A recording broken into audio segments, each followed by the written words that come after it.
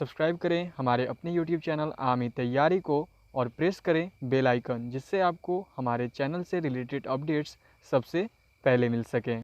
जय हिंद। भारत माता के वीर सपूतों, आगामी सेना के जवानों, स्वागत करते हैं आपके अपने YouTube चैनल आर्मी तैयारी पर। तो आज बायोलॉजी की क्लास में आज हम डिस्कस करेंगे कोशिका विज्ञान के बारे में। आज हम सेल के बारे में डिस्कस करने वाले हैं। हम जानते हैं कि हमारे यहाँ पे इस चैनल पे आपके सुबह 8 बजे से लेकर रात के 9 बजे तक क्लास चलाई जाती हैं, जो कि आर्मी के बच्चों के लिए होती है। और आर्मी के बच्चों को पढ़ाया जाता है, आपके चाहे वो जीडी रैंक के बच्चे हों, चाहे आपके टेक्निकल के हों, या फिर नर्सिंग असिस्टेंट के हों, या आपका टीडी एंड ट्रेडमैन के बच्चे हों। इन सभी बच्चों को यहाँ पढ़ाया जाता है, आर्मी के बच्चों को। तो बायोलॉजी की क्लास आप जानते हैं कि आपको बायोलॉजी क्लास दोपहर 2 बजे के होते हैं। बायोलॉजी के क्लासेस कराए जाते हैं 2 बजे से, और शाम के 5 बजे जीके की क्लास चलती है। कितने? शाम के 5 बजे से जीके की क्लास चलती है, और रात के 9 बजे मैथ्स की क्लास चलाए जाते हैं।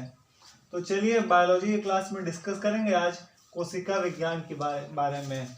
और जैसा कि अगर आपने हमारे पुराने क्लासेस को अटेंड नहीं किया हो तो उसके लिंक आपको डिस्क्रिप्शन बॉक्स में मिल जाएंगे, आप वहाँ पर चेक कर सकते हैं और हमारे पुराने क्लासेस को अटेंड कर सकते हैं। चाहे बायोलॉजी क्लासेस छूट गई हो आपसे, या मैथ्स की, या फिजिक्स की, या केमिस्ट्री की, या फिर जीके की क्लास छूट गई हो। तो चलिए आज डिस्कस करेंगे हम बायोलॉजी में कोशिका विज्ञान के बारे में। सीरीज कर लेते हैं।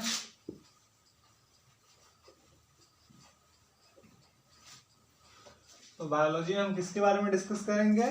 तो आज कोशिका विज्ञान के बारे में हम डिस्कस करेंगे आज। चलिए, तो फर्स्ट में बायोलॉजी में हम यहाँ पे आपका जीव द्रव्य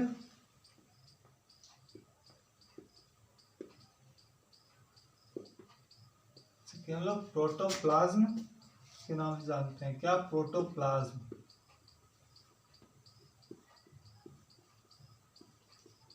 जीव द्रव्य प्रोटोप्लाज्म को हम डिस्कस करेंगे, जैसे कि कोशिका विज्ञान में आता है ये। तो फिर जीव द्रव्य का नामकरण किसने किया था? तो आपका जीव द्रव्य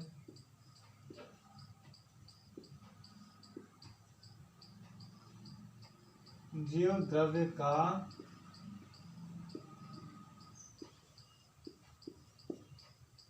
नामकरण पुरकिंजे ने किया था। किसने?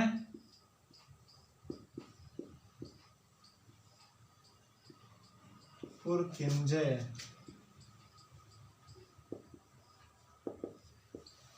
पुरकिंजे ने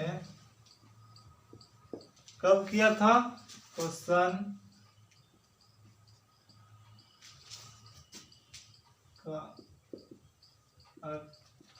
1800 ईस्वी में किया था।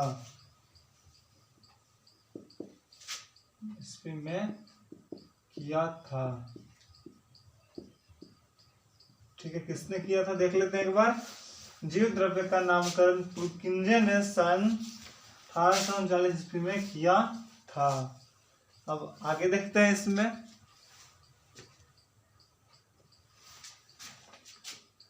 आपका जो प्रोटोप्लाज्म, ठीक है, जैसे कि हम लोग जीव द्रव्य कहते हैं, तो प्रोटोप्लाज्म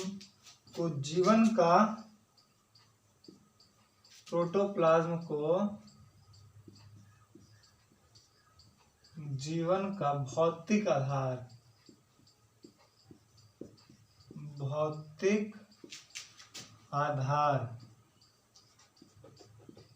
कहा जाता है।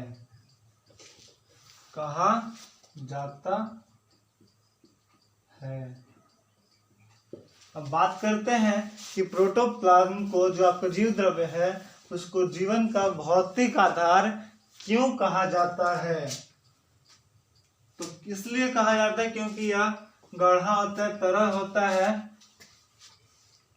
और आपकी इसमें सारी जैविक क्रिया जो है इसी के द्वारा होता है। किसके द्वारा? जीव द्रव्य के द्वारा।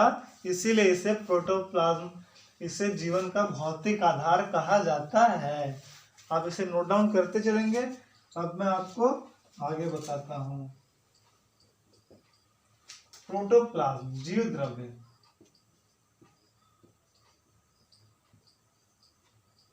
जीव द्रव्य के, जीव द्रव्य को दो भागों में बांटा गया। कितने भागों में? दो भागों में बांटा गया है। ठीक है, नोट डाउन करते चले। जीव द्रव्य को दो भागों में बांटा गया है। पहला भाग कौन सा है? तो पहला भाग हो गया यहाँ पे साइटोप्लाज्म, और दूसरा भाग हो गया आपको यहाँ पे न्यूक्लियोप्लाज्म।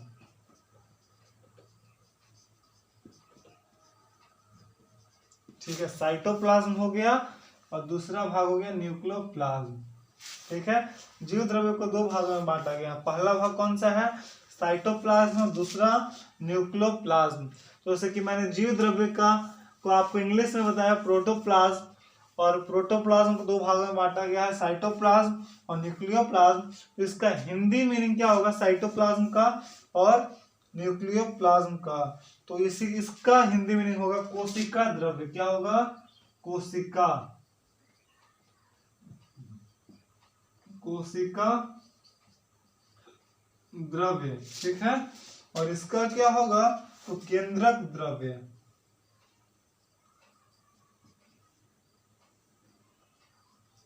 केंद्रक द्रव्य। ठीक है, क्या होगा? साइटोप्लाज्म कोशिका द्रव्य और न्यूक्लियोप्लाज्म केंद्रक द्रव्य होगा। जीव द्रव्य को दो भागों में बांटा गया है, साइटोप्लाज्म कोशिका द्रव्य और न्यूक्लियोप्लाज्म केंद्रक द्रव्य। मेरे पास टाइम है इसलिए मैं इसे इरेज करता हूं, आप स्किप करके बैक करके आप लिख लेना। ठीक है, जीव द्रव्य का नामकरण किसने किया था? तो पुरकिंजे ने किया था। कब किया था? सन 1839 में किया था, और इसे जीवन का भौतिक आधार कहा जाता है। ठीक है, क्योंकि इसमें सारी रासायनिक क्रियाएं होती हैं, जैविक क्रियाएं होती हैं। और इसके दो कौन कौन से हैं प्रोटोप्लाज्म के? तो दो आपके, एक साइटोप्लाज्म हो गए और एक न्यूक्लियोप्लाज्म हो गए। चलिए अब आगे देखते हैं। आगे में आपका है कि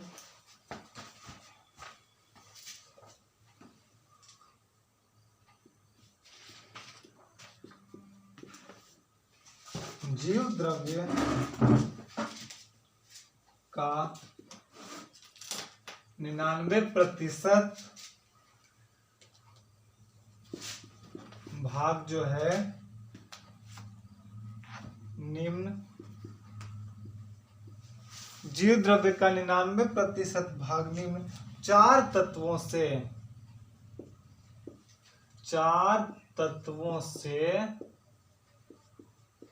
मिलकर बना होता है।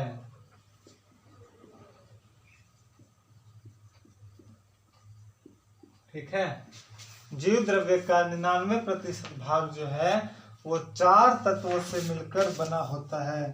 अब वो चार तत्व कौन कौन से हैं? उसमें से पहला तत्व हो गया आपका ऑक्सीजन।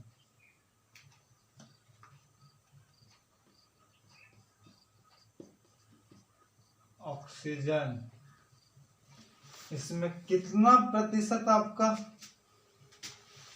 है? इसमें जीव द्रव्य में 99% भाग जो है वो चार तत्वों से मिलकर बना होता है। तो कितना प्रतिशत होता है ऑक्सीजन? तो आपको ऑक्सीजन जो होता है 76% होता है, 76% ऑक्सीजन होता है। अब आगे देखते हैं कार्बन। चार है तो जीव द्रव्य में का जो 99% भाग है वो चार तत्वों से मिलकर बना होता है। तो चार तत्व कौन कौन से हैं? तो पहला हो गया ऑक्सीजन जो कि 76% होता है। अब दूसरा है कार्बन। कार्बन कितना प्रतिशत होता है? तो कार्बन होता है 10.5%। ठीक है, अब आगे देखते हैं। आगे आपका है कौन सा होता है? हाइड्रोजन।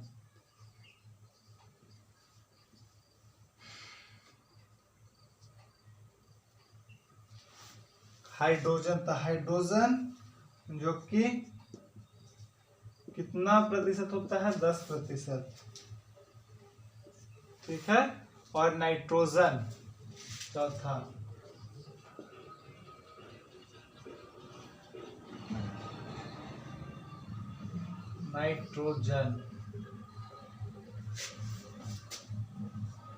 नाइट्रोजन कितना होता है? तो नाइट्रोजन होता है 2.5%। ठीक है, जीव द्रव्य का जो 99% भाग है वो निम्न 4 तत्वों से मिलकर बना होता है। वो 4 तत्व कौन कौन से हैं? तो पहला ऑक्सीजन हो गया, फिर कार्बन हो गया, उसके बाद हाइड्रोजन और फिर नाइट्रोजन। अब कितने कितने प्रतिशत होते हैं?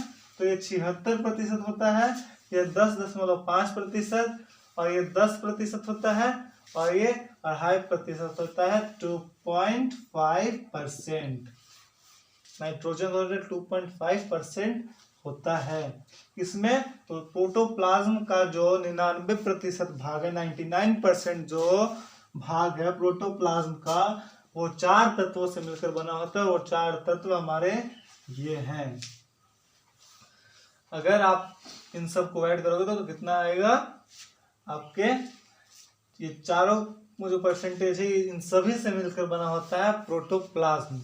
चलिए मैं इसे इरेज करता हूं, फिर आगे देखते हैं। आप पीछे बैक करके नोट कर लेना।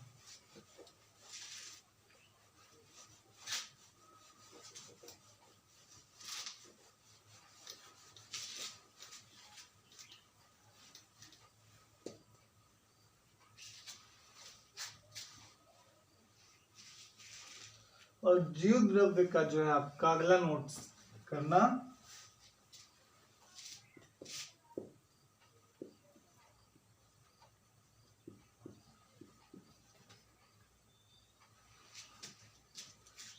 जीव द्रव्य का लगभग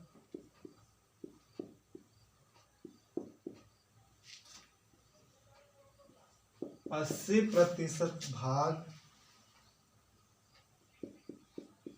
जल होता है।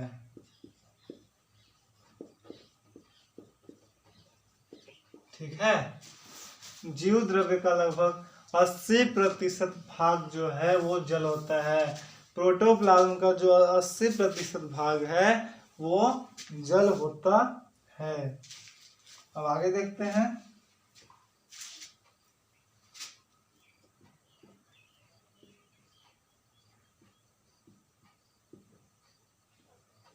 जीव द्रव्य में अकार्बनिक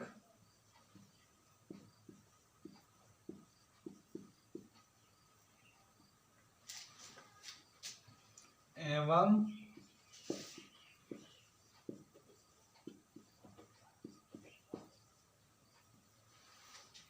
कार्बनिक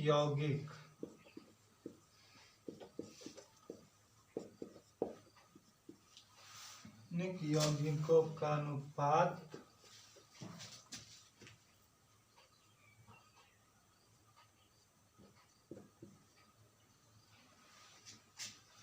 इक्यासी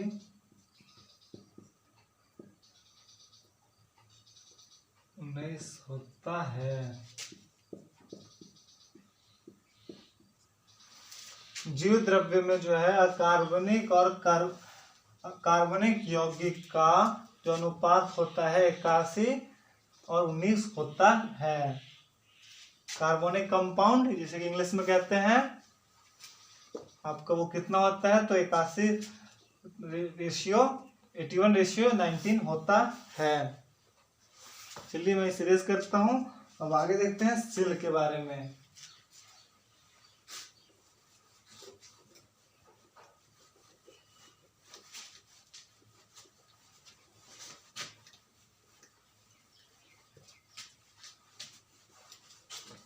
हमने प्रोटोप्लाज्म के बारे में बता दिया, आपको नोट करा दिया। अब आगे देखते हैं सेल के बारे में। इसकी कोशिका,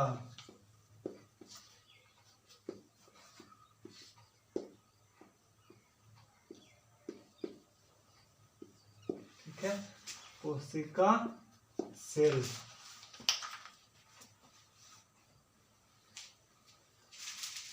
आप तो जानते हैं कि the fundamental unit of life को फंडामेंटल यूनिट ऑफ लाइफ को सेल कहते हैं, तो उसको नोट करवाने की जरूरत नहीं है। जो जीवन की मौलिक इकाई को कोशिका कहते हैं, सबसे छोटी इकाई को कोशिका कहते हैं।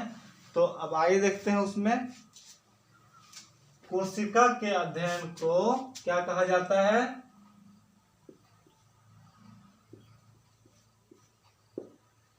कोशिका के अध्ययन को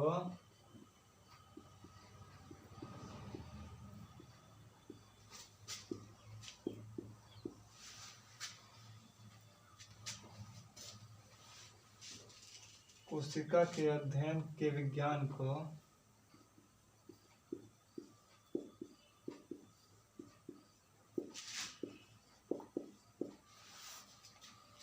साइटोलॉजी कहते हैं, काइटोलॉजी कहते हैं। कोशिका के अध्ययन के विज्ञान को काइटोलॉजी कहते हैं।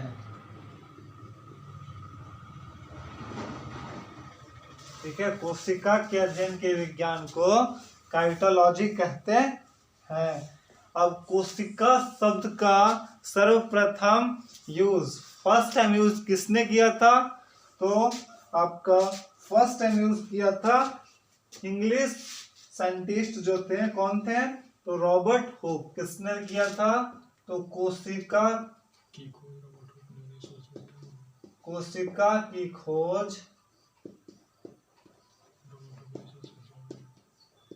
रॉबर्ट हुक ने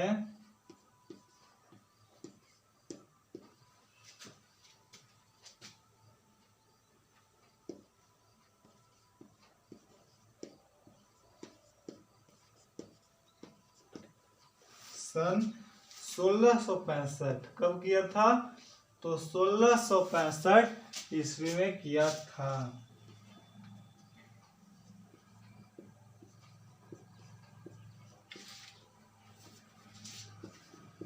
ठीक है, कोशिका की खोज रॉबर्ट हुक ने सन 1665 ईस्वी में किया था। किसने किया था? तो रॉबर्ट हुक ने कोशिका की खोज की थी। कब? तो 1665 ईस्वी में। इन बातों को नोट करते चलेंगे, इंपॉर्टेंट पॉइंट है आपके लिए। इसलिए इंपॉर्टेंट है क्योंकि चाहे आप, मैं हमेशा बोलता हूँ कि चाहे आप जीडी के हों या ट्रेडमैन के हों या टेक्निकल के हों या नर्सिंग असिस्टेंट के, ये सभी के लिए इम्पोर्टेंट है। किसी से भी पूछा जा सकता है कि बताइए कि सर्वप्रथम जो कोशिका की खोज किसने किया था? तो सर्वप्रथम कोशिका की खोज रॉबर्ट हुक ने किया था। मान लीजिए ये भी आपसे पूछा जा सकता है कि रॉबर्ट हुक ने कोशिका की खोज कब की? तो सबसे इजी है भाई, जो हमारे क्लास को अटेंड कर रहा होगा उसके लिए तो सबसे इजी होगा, क्योंकि किसने कब की थी? तो कोशिका की खोज रॉबर्ट हुक ने कब की थी? तो सन 1665 ईस्वी में की थी। कब की थी? 1665 ईस्वी। देखिए 1665 ईस्वी में की थी कोशिका की खोज। किसने की थी? रॉबर्ट हुक ने। और कोशिका के अध्ययन के विज्ञान को क्या कहा जाता है? तो कोशिका के अध्ययन के विज्ञान को काइटोलॉजी कहते हैं। ये सारे पॉइंट्स इंपॉर्टेंट है सेल टॉपिक से आपके लिए। सेल टॉपिक से ये सारे पॉइंट्स आपके लिए इंपॉर्टेंट हैं। एक बार फिर से मैं आपको रिवाइज करा देता हूँ। कोशिका के अध्ययन के विज्ञान को काइटोलॉजी कहते हैं। जो कोशिका का अध्ययन, जो स्टडी ऑफ सेल होता है, उस साइंस को क्या कहते हैं? काइटोलॉजी कहते हैं। अब आगे देखते हैं आगे क्या था अब हमारा। तो आगे तक कोशिका की खोज रॉबर्ट हुक ने कब की थी? तो सन 1665 ईस्वी में 1665 में की थी। चलिए अब आगे देखते हैं।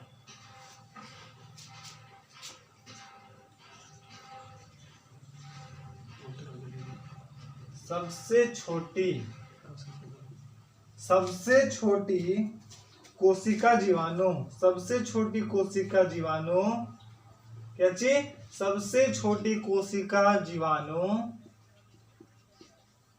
सबसे छोटी कोशिका जीवाणु जो है वो माइकोप्लाज्म। क्या है?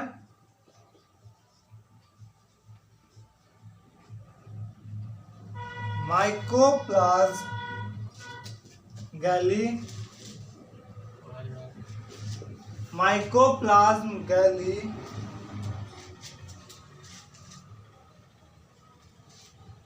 सेप्टिकम, माइकोप्लाज्म गैली सेप्टिकम। ठीक है, सबसे छोटी कोशिका जीवाणु जो है कौन सी है? माइकोप्लाज्म गैली सेप्टिकम की है। किसकी है भाई? सबसे छोटी कोशिका जीवाणु जो है माइकोप्लाज्म गैलीसेप्टिकम किसकी है? सबसे छोटी कोशिका जीवाणु जो है माइकोप्लाज्म गैलीसेप्टिकम कौन सी है? MYCO PLASM। क्या है? MYCO PLASM। और आगे देखते हैं GALLIACPTICUM, mycoplasma septicum, mycoplasma gallisepticum, mycoplasma gallisepticum है, सबसे छोटी कोशिका जीवाणु है। चलिए अब आगे देखते हैं, मैं इसे इरेज करता हूं। अब आगे में देखते हैं क्या है। तो जो सेल टॉपिक है, सेल टॉपिक से बहुत सारे आपके क्वेश्चन हो सकते हैं।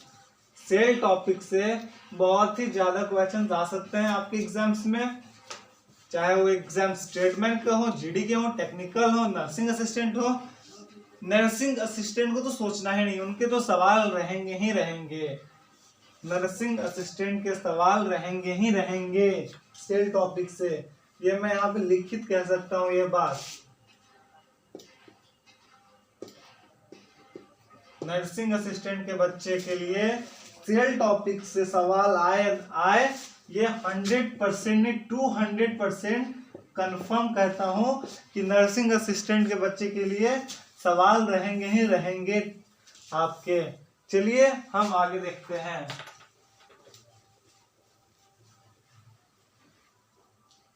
सबसे लंबी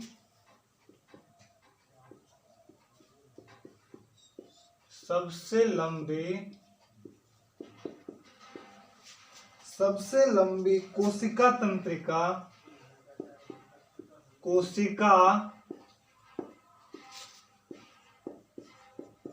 सबसे लंबी कोशिका तंत्रिका है, तंत्र की कोशिका है, तंत्रिका, तंत्र की कोशिका है। सबसे लंबी कोशिका तंत्रिका तंत्र की कोशिका है। और कोशिका सिद्धांत का प्रतिपादन जो है कब किया गया था? तो आपका 1838 ईस्वी से लेकर 1839 ईस्वी तक किया गया था। कब किया गया था? मैं इसे नोट करा देता हूं। कोशिका सिद्धांत, जिसे कि हम इंग्लिश में कहते हैं सेल थ्योरी, कोशिका सिद्धांत।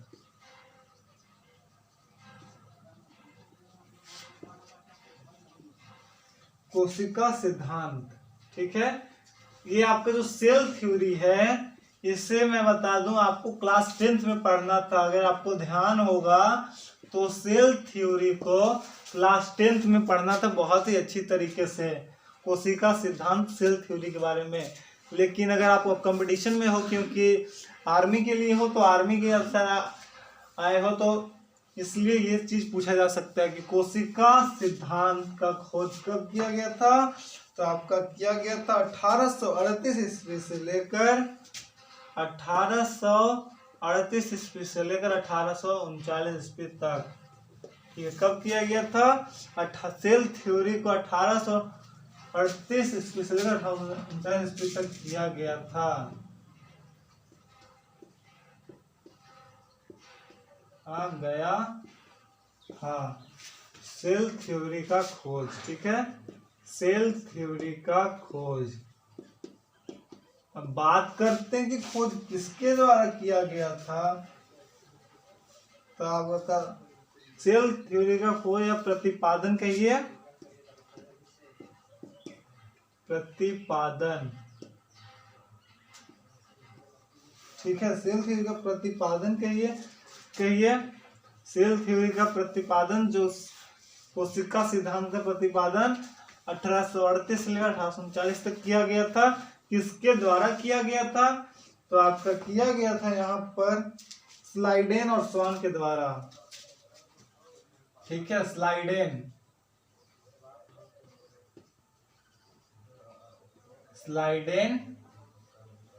और स्वान के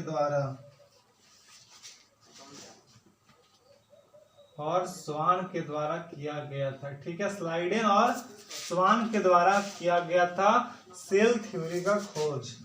ठीक है, कोशिका सिद्धांत का खोज किया गया था आपका स्लाइडेन और स्वान के द्वारा। कब किया गया था? तो 1838 से लेकर 1839 ईस्वी तक किया गया था।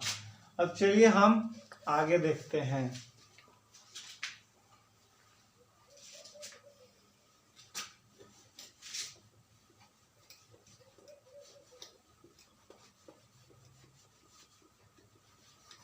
कोशिका सिद्धांत। ठीक है, कोशिका सिद्धांत कब? तो 1838 से लेकर 1839 ईस्वी तक किया गया था। कब? किसने किया था? तो स्लाइडेन और स्वान नाम के दो साइंटिस्ट थे, उन्होंने ही किया था। चलिए अब हम आगे देखते हैं इसमें। तो कोशिका सिद्धांत की मुख्य बातें।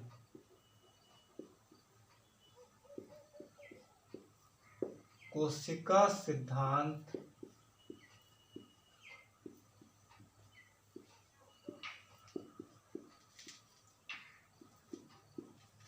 मुख्य बातें कुछ इस प्रकार है।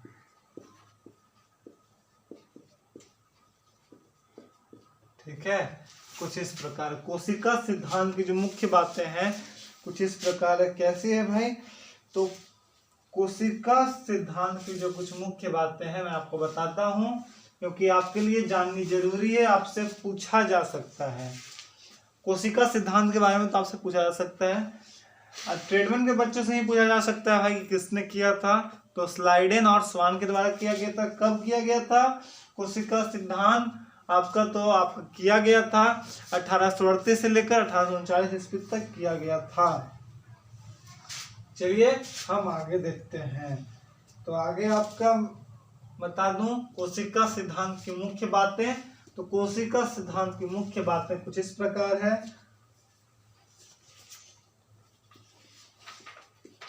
प्रत्येक जीव की उत्पत्ति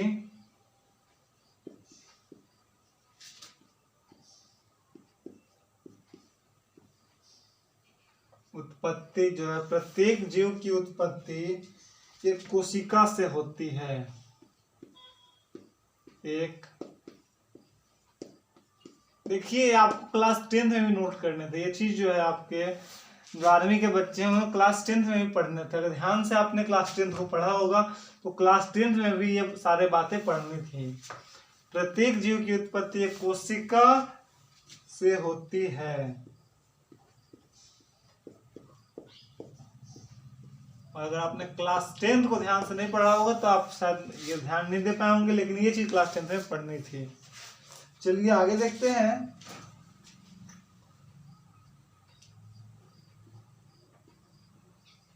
प्रत्येक जीव का शरीर जो है, प्रत्येक जीव का शरीर एक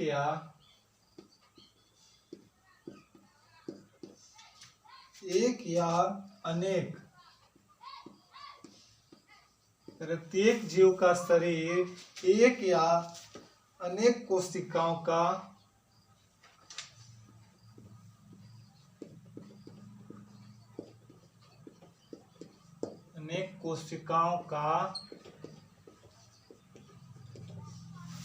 बना होता है।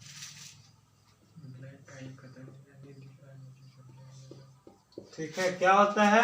प्रत्येक जीव का शरीर जो है एक या अनेक कोशिकाओं का बना होता है। किसका बना होता है? प्रत्येक जीव की उत्पत्ति पहले एक कोशिका से होती है और प्रत्येक जीव का शरीर जो है एक या अनेक कोशिकाओं से होता है। किससे होता है? प्रत्येक जीव का शरीर, यहाँ शरीर से एक जो है एक या अनेक कोशिकाओं का बना होता है। एक या अनेक कोशिकाओं का बना होता है। मैं 2-3 बार रिपीट कर देता हूँ अगर आपको न दिख रहा हो तो। प्रत्येक जीव का शरीर एक या अनेक कोशिकाओं का बना होता है। ठीक है, प्रत्येक जीव का शरीर जो है एक या अनेक कोशिकाओं से बना होता है। प्रत्येक जीव का शरीर एक या अनेक कोशिकाओं से बना होता है। चलिए अब हम आगे बढ़ते हैं।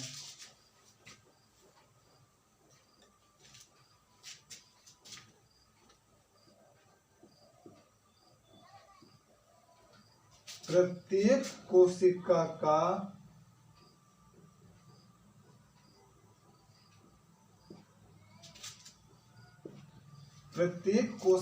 का एक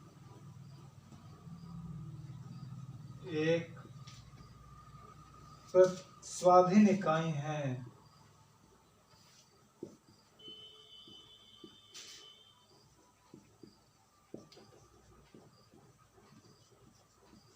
प्रत्येक कोशिका एक स्वाधीन इकाई है, तथापि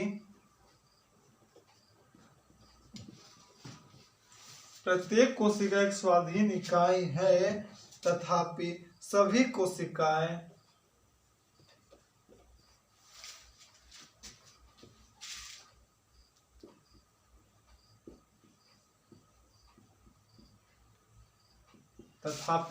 कोशिकाएं मिलकर काम करती है। मिलकर काम करती है। ठीक है, प्रत्येक कोशिका एक स्वाधीन इकाई है, तथापि सभी कोशिकाएं जो है मिलकर काम करती है और उसके फलस्वरूप एक इसके बाद एक जीव का निर्माण होता है। इसके बाद एक जीव का निर्माण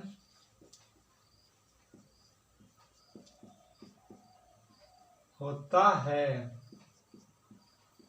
ठीक है, इसके बाद एक जीव का निर्माण होता है और कोशिका का निर्माण जिस क्रिया से होता है, कोशिका का निर्माण जो है जिस क्रिया से होता है उसे केंद्रक मुख्य अभिकर्ता कहते हैं। ठीक है, क्या कहते हैं?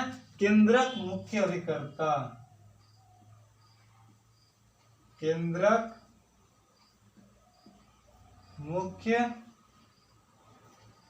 अभिकर्ता।